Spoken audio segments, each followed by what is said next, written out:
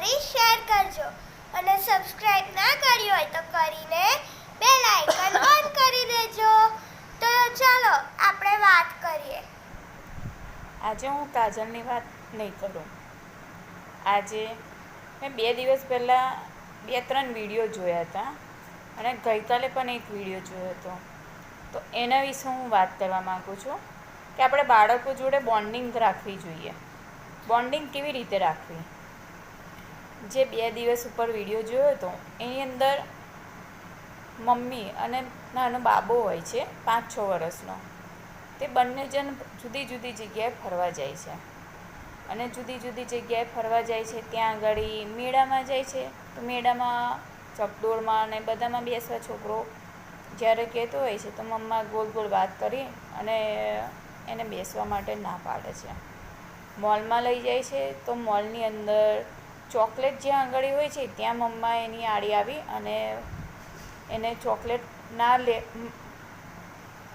કે તેની જીદ ના કરે તેના માટે તેને વચ્ચે આડી આવી જાય છે।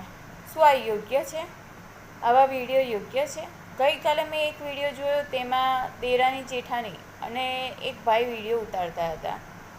તેમાં દેરાની કોલ કરે છે અને છોકરા પાસે, નાના છોકરા પાસે 5-6 વર્ષનો જ છે, એના પાસે મોબાઈલ હોય છે। એટલે દેરાની કોલ કરે છે અને છોકરો ફટાફટ ફોન લઈ અને એના મમ્મી પાસે આવે છે અને ફોન એના મમ્મીને આપે છે અને ભાઈ વિડીયો જ ઉતારતા હોય છે। ભાઈનું કહેવું એવું હોય છે કે આવી રીતે તમે કરવાથી છોકરા મોબાઈલ લેતા બંધ થઈ જશે, પણ થોડીક ક્ષણોમાં જ્યારે કોલ પૂરો થાય છે અને તરત જ પાછો છોકરો ફોન લેવા માટે જીદ કરતો હોય છે।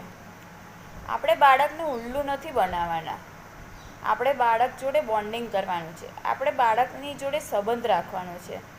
એને ઉલ્લુ બનાવીશું, આજે આપણે ઉલ્લુ બનાવતા શીખવાડીશું તો કાલ ઉઠીને કોઈ બીજા પણ ઉલ્લુ બનાવશે, પણ એને સમજણ આપવાની છે કે શું સાચું છે અને શું ખોટું છે। એને પ્રોમિસ કરાવતા શીખવાડો, પ્રોમિસ આપતા અને પ્રોમિસ નિભાવતા શીખવાડો।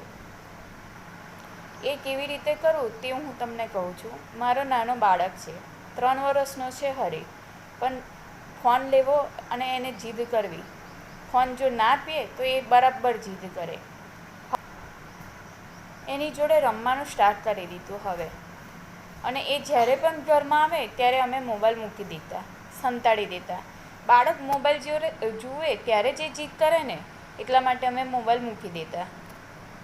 જો એને મોબાઈલ આપીએ તો એક શરતે આપીએ કે થોડી વારમાં જોઈ અને તારે મોબાઈલ પાછો આપવાનો છે। અમે મોબાઈલ આપીએ, એની 1-2 ક્ષણોમાં જ થોડી વાર થઈ છે, હા હરી થોડી વારમાં તારે મોબાઈલ આપવાનો છે, હા હરી પાછો, એવી રીતે નહીં તો અમે 5-7 વાર બોલીએ એટલે એની જાતે જ જ્યારે એનો ટાઈમ થાય એટલે આપણને મોબાઈલ હાથમાં આપી દે। બસ બાળક જોડે બોન્ડિંગ રાખો, બાળકને સમજતા શીખો અને બાળકને સમજાવતા શીખો।